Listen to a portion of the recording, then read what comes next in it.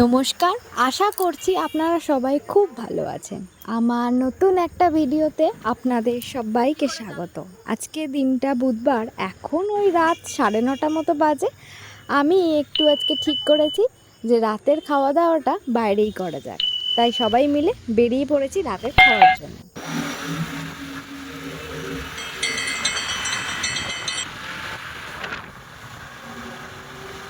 আমরা প্রতিবারের মতোই বের হয়েই ঠিক করি যে কি খাওয়া দাওয়া করব বা কোথায় যাব। তাই এবারেও বের হয়েই ঠিক করা হলো যে আমরা কি খেতে যাওয়া হবে বা কোথায় গিয়ে খাওয়া হবে। ঠিক হলো, অনেক দিন বিরিয়ানি খাওয়া হয়নি, তাই আজকে যাচ্ছি বিরিয়ানি খেতে, সে যতটাই দেরি হয়ে যাক না কেন। এখন পাটুলির সামনে দিয়ে যাচ্ছি, আর আপনারা তো সবাই দেখতে পাচ্ছেন রাতের পুরো পরিবেশটা ভীষণ সুন্দর। অনেক মানুষজন কমে গেছে অবশ্য, কিন্তু গাড়ির লাইনগুলো দেখে বোঝা যাচ্ছে যে কিছু কিছু মানুষ এখানে সুন্দর মুহূর্ত কাটাচ্ছে।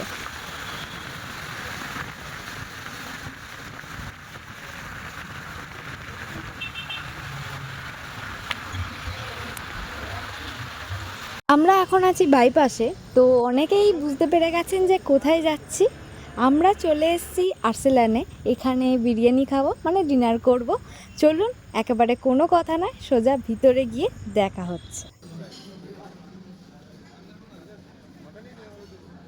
আর্সেলান রেস্টুরেন্ট অ্যান্ড ক্যাটারারের অ্যাম্বিয়েন্সে রাজকীয় মুঘলাই ঐতিহ্যে ছোঁয়ায় সাজানো।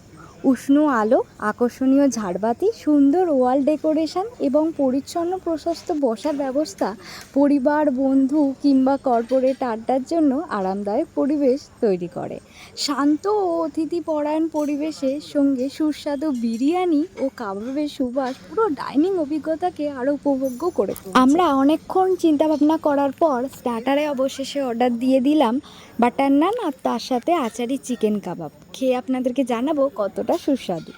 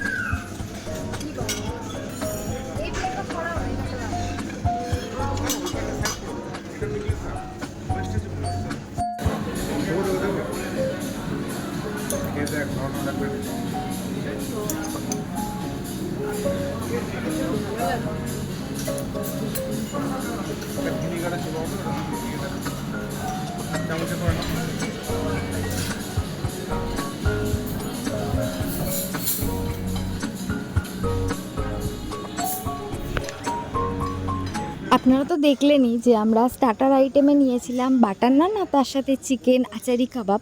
দুটোই খুব তৃপ্তির সাথে আমরা সবাই মিলে খেলাম। আপনারা আমাদের রিয়াকশান দেখে আর আপনাদেরকে বুঝিয়ে দিতে হবে না আশা করি।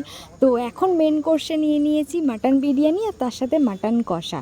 যদিও মাটন কষাটা লাগতো না, বিরিয়ানিটা হলেই হয়ে যেত। ভীষণ ভালো লাগছে খেতে, আপনাদেরকে খেয়ে আরও ভালোভাবে রিভিউ দিচ্ছি।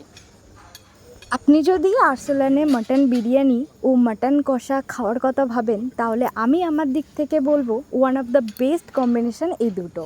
কলকাতা স্টাইলে বিরিয়ানি, সুগন্ধি, হালকা মশলাদার এবং ঝরঝরে ভাত। মটনের টুকরো সাধারণত নরম ও রসালো থাকে। আলু কিন্তু বিরিয়ানির স্বাদকে আরও ভারসাম্যপূর্ণ করে। আর মাটন কষা ঘন মশলাদার গ্রেভি এবং ধীরে রান্না করা মাটনের জন্য খুব টেস্ট হয়।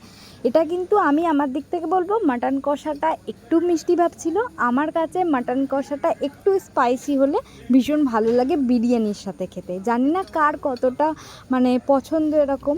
তো আমার ক্ষেত্রে মাটন কষাটা খুবই ভালো, কিন্তু যদি একটু স্পাইসি হতো আমার কাছে খুব ভালো লাগে, কারণ আমার একটু স্পাইসি খেতে সব রকমই বেশ ভালো। আমাদের খাওয়া দাওয়া শেষ। আমি তো পুরোটা শেষ করতে পারলাম না, যেটুকু বেঁচে গিয়েছিল সেটা এক্সট্রা পার্সেল করাতে হলো। তো ওনারা এখানে হাত পরিষ্কার করার জন্য জল দিয়েছেন, আর আমি এখানে বসে বসে গল্প করছি ওদের সাথে। এটাই বলছি যে জানেন, এরকম দু একবার বাড়ির বউদের পাও না, কারণ এরকম পরিপাটি, এরকম যত্ন আমরা সত্যিই ডিজার্ভ করি। এরকম একটা জায়গায় আসলে আমাদের মনটা সত্যিই ফ্রি। আপনাদের সাথে কথা বলতে বলতে অবশেষে বিল পেমেন্ট করার সময় হয়ে গেল। এবার আমরা আস্তে আস্তে এখান থেকে বেরিয়ে যাব, কারণ অনেকটাই রেস্টুরেন্ট ফাঁকাও হয়ে গিয়েছে। এখন বেজে গেছে 11:15। আমরা অনেকটা সময় এখানে কাটালাম। চলুন এবার বের হই। বেরিয়ে গেলাম, আর আর্সেলানের রাত্রের পরিবেশটা ঠিক এইরকম, অনেকটাই ফাঁকা ফাঁকা। আমরাও বেরিয়ে যাচ্ছি।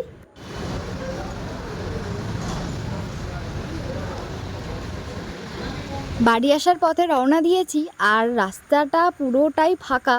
ওই 4 হুইলার যাচ্ছে, আর তার সাথে দু একটা লরি। বেশ ভালো লাগছে, ফাঁকায় ফাঁকায় বাড়ি আসছি। সুমনদাও তো আমাদের সাথে গিয়েছিল। এতক্ষণ আমি বলিনি সুমনদার কথা, কারণ আপনারা তো সবাই চেনেন, আর বলতে হবে না আমাকে।